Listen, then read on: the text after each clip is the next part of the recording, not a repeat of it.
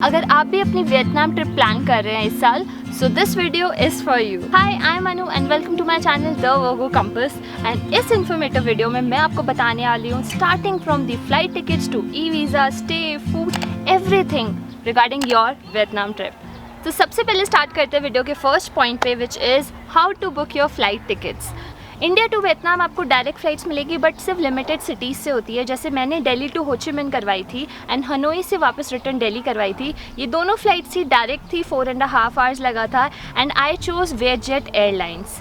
दूसरी बात मैं बोलना चाहूँगी, जब भी आप अपनी फ़्लाइट टिकट्स बुक कर रहे हो at least 2 to 3 months prior book करो। एंड स्काई स्कैनर यूज़ कर सकते हो, इट्स अ नाइस टूल जिस पर जाके आप अपना चीपेस्ट मंथ चूज़ कर सकते हो या अपने प्रिफर्ड मंथ में चीपेस्ट डेट्स चूज़ कर सकते हो। थर्ड मोस्ट इंपॉर्टेंट बात है कि जब भी आप फ़्लाइट टिकट्स बुक करते हो आपको जो कॉस्ट दिखाई जाती है, मोस्ट ऑफ द एयरलाइंस आपको बैगेज के बगैर कॉस्ट दिखाती है स्टार्टिंग में। तो जब आप बैगेज का कॉस्ट ऐड करते हो तो टिकट का प्राइस बहुत बढ़ जाता है। मुझे ये टिकट 17K की पड़ी थी फ्रॉम trip.com एंड ये बहुत ही कम चार्ज करता है for check in baggage. But अगर आप 2 महीना पहले बुक कर रहे हो तो डेफिनेटली आप 15 to 20K के रेंज में आप आराम से अपनी टिकट्स बुक कर सकते हो फ्रॉम इंडिया टू वियतनाम। अब हम चलते हैं वीडियो के नेक्स्ट सेक्शन पे, विच इज़ वीज़ा। बहुत ही ज़्यादा अभी केओस चल रहा है एल से एंड बहुत ज़्यादा क्वेरीज आई थी रिगार्डिंग वीज़ा। सबसे पहली चीज़, अभी के टाइम पे लेटेस्ट वियतनाम के लिए आपको ई वीज़ा अप्लाई करना पड़ेगा। ई वीज़ा के लिए मैं आपको लिंक दे देती हूँ डिस्क्रिप्शन बॉक्स में, उस पर जाके आपको क्लिक करना है। एक बहुत ही सिंपल फॉर्म होगा, वो आपको फिल करना है। बट एक और चीज़, जब भी आप वीज़ा अप्लाई करें एटलीस्ट 10 डेज़ का बफर रखें अपने ट्रैवल डेट से, बिकॉज आजकल मिनिमम 5 से 6 दिन लग रहे हैं वीज़ा का अप्रूवल आने में। सो कई लोगों के साथ ऐसा हुआ है कि उन्होंने 2-3 दिन पहले किया, बिकॉज वेबसाइट पे लिखा हुआ है कि 3 वर्किंग डेज़ में you will get your visa, but 5 to 6 days कभी कभी लग रहे हैं। वीज़ा के लिए आपको कोई और डॉक्यूमेंट की ज़रूरत नहीं है, जैसे कि इन्विटेशन लेटर या फिर होटल स्टेज और फ्लाइट स्टेज, आपको कुछ नहीं बताना पड़ता। खाली होटल स्टे का अगर आपको टेंटेटिवली आपको पता है आप कौन सी सिटी में रुक रहे हो तो आप उसका एड्रेस दे सकते हो। Otherwise it's not mandatory to mention these documents before applying the e visa. Payment करने के बाद आपको थोड़े दिन वेट करना है एंड अकॉर्डिंगली आपको ईमेल आ जाएगा सीधा ई वीज़ा। आपको सिर्फ डाउनलोड करना है और उसकी कॉपी लेके जानी है एट द एयरपोर्ट। अब चलते हैं अपने नेक्स्ट पॉइंट पे, which is SIM and internet connectivity. So basically Vietnam में 2 बहुत ही फेमस एंड अच्छे नेटवर्क्स है, which is Airtel and Mobifone. ये दोनों नेटवर्क हमने ट्राई एंड टेस्ट किए थे बिकॉज हम 2 लोग ट्रैवल कर रहे थे। मैंने एयरटेल चूज़ किया था एंड पर्सनली मुझे थोड़ा बेटर लगा स्पीड वाइज एंड जिन जिन एरियाज़ में उसकी कनेक्टिविटी थी। सो विद इन 900 रुपीज़ आपको मिल जाएगा अपना SIM for the next 10 days. अब चलते हैं अपने नेक्स्ट सेक्शन में, which is the best time to visit Vietnam. Basically 4 different seasons है वियतनाम में, बट बेस्ट टाइम रहेगा आपका दिसंबर टू अप्रैल, जहाँ पे रेनफॉल सबसे कम रहती है, मौसम अच्छा होता है कंपेरेटिवली, ज़्यादा hot and humid and rainfall के चांसेस कम होते हैं कंपेरेटिवली दोनों जगह, which is south and north. But उसके बाद में अगर आप जाते हो, मैं जून में गई थी तो मैंने काफ़ी जगह रेनफॉल देखी कंपेरेटिवली, साउथ में तो बहुत ज़्यादा। एंड सो बेसिकली आपका जो पूरा जुलाई टू अक्टूबर का जो टाइम है, इसमें आपको बहुत ज़्यादा rainfall and hot and humid रहेगा मौसम, बट उसके अलावा जो पूरे 6 मंथ्स है बहुत अच्छे रहते हैं। अब हम चलते हैं अपने वीडियो के नेक्स्ट इंपॉर्टेंट पॉइंट पे, which is currency exchange. So basically जब भी आप INR को VND में कन्वर्ट करवाते हो तो थोड़ी प्रॉब्लम होती है with few companies in India. So basically it's more preferred कि आप INR को पहले USD में कन्वर्ट करवा लो from any of the agency like Book My Forex और थॉमस कुक, एंड आप USD को VND में फिर कन्वर्ट करवा सकते हो in Vietnam. Specially eight Ho Chi मिन एयरपोर्ट आपको USD टू VND बहुत ही अच्छे रेट पे एक्सचेंज हो जाएगा विदाउट एनी प्रोसेसिंग फ़ी। दूसरा पॉइंट आता है रिलेटेड टू ATMs। अगर आपका ATM कार्ड इंटरनेशनल ट्रांजैक्शंस के लिए वैलिड है, सो आप बेसिकली किसी भी ATM से पैसे विड्रॉ कर सकते हो एंड कुछ एक सर्टेन चार्ज लगेगा फॉर करेंसी एक्सचेंज। अब चलते हैं नेक्स्ट पॉइंटर पे, which is transportation in Vietnam. And to be honest I was quite impressed by the transportation here. सबसे पहली चीज़, इंटरनल फ्लाइट्स बहुत ही डिसेंट रेट पे मिल जाती है। लाइक अगर आपको नॉर्थ से सेंट्रल वियतनाम जाना है तो आपको 2 से 2,500 के बीच में आपकी फ़्लाइट्स पड़ जाएगी, विच इज़ वेरी डिसेंट। अगर आप बस से जाना चाहते हैं तो भी आपको 900 to 1000 की रेंज में बसेस मिल जाएंगी INR।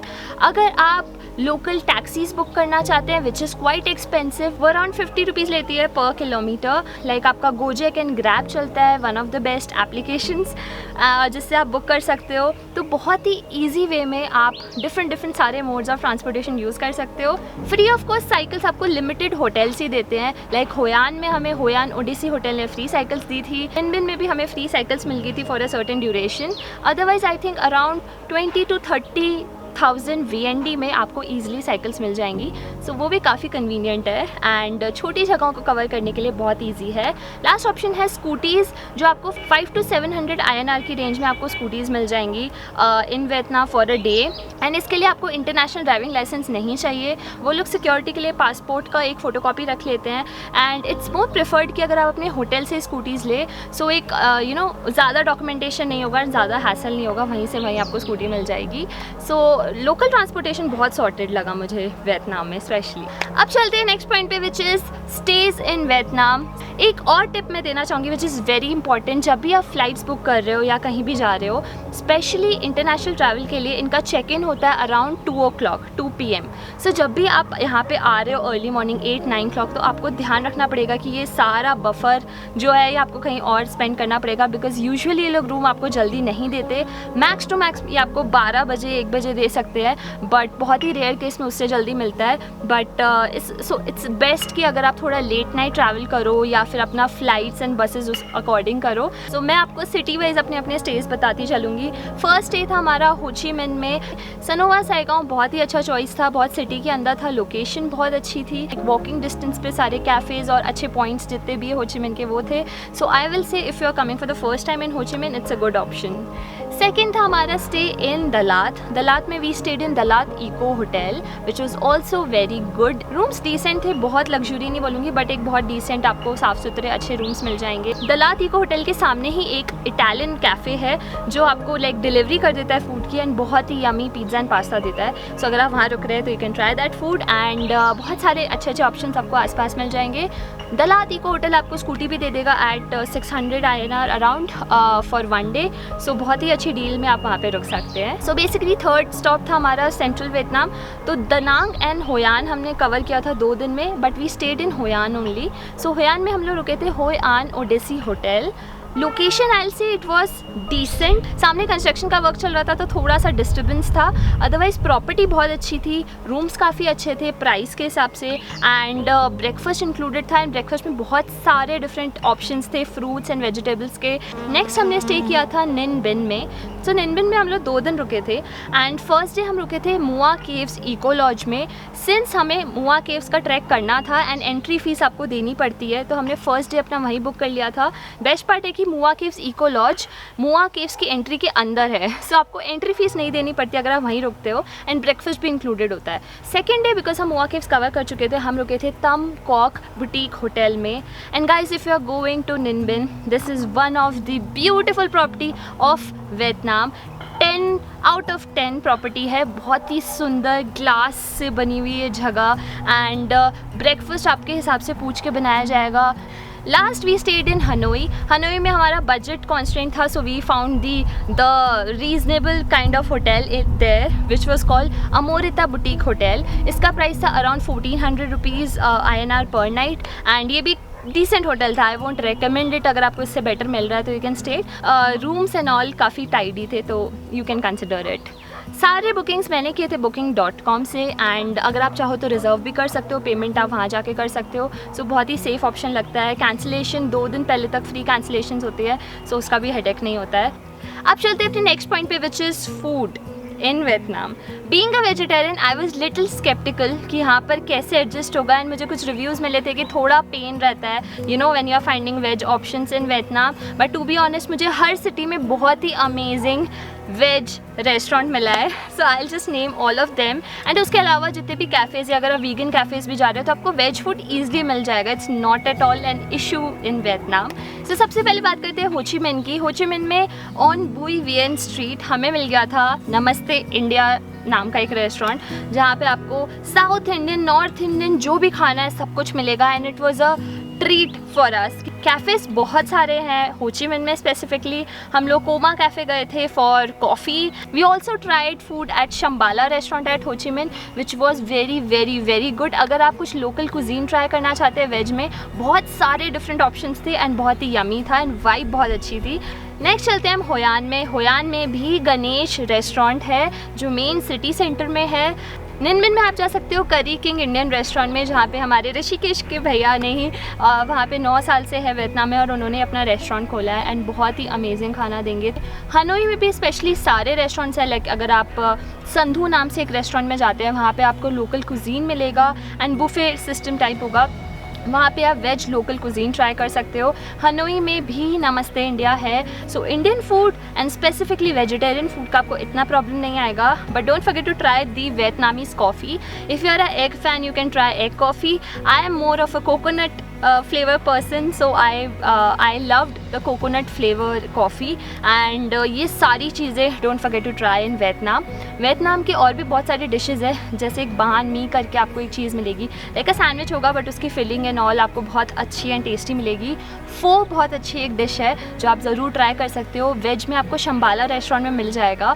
एंड लास्ट चीज़, हनोई में don't forget to try King Roti का bun which was cherry on top. You know इतना अमेजिंग, इतना टेस्टी था वो। सो ये सारे फ्लेवर आप ट्राई कर सकते हो एंड ये बहुत ही अमेजिंग एंड टेस्टी फूड था वियतनाम का। And Vietnam is known for its food, so don't forget to try these things. अब चलते हैं अपने नेक्स्ट पॉइंट पे which is the itinerary of Vietnam. So हमारी आइटनरी कुछ इस तरह थी कि day 1 we stayed at Ho Chi मिन and covered the local part of Ho Chi Minh. Day 2 also we stayed in Ho Chi Minh and late at night we had a bus to Dalat and then the third day was in Dalat covering the the nearby pointers. Fourth day was also in Dalat. Then fifth day we had a flight from Dalat to Da Nang and हमने अपना already एक cab book कर ली थी जो हमें airport से pick करती, दा नांग घुमाती एंड सीधा होयान में ड्रॉप करती एंड स्टे कर सकते हो होयान में। Day 6 आप होयान में ही लोकल अपना आसपास का जगह कवर कर सकते हो। Day 7 हमारी फ़्लाइट थी दा नांग टू हनोई की एंड वहाँ से हम लोग ने सीधी अपनी बस ली थी टुवर्ड्स निनबिन। निनबिन एक दिन की जगह है, मतलब एक दिन में मुआ केव जा सकते हो, त्रांगान में आप बोट राइड कर सकते हो एंड तमकॉक का एरिया कवर कर सकते हो। एक दिन से ज़्यादा भी आप रुक सकते हो। We stayed there for 2 nights which is Day 7 and Day 8।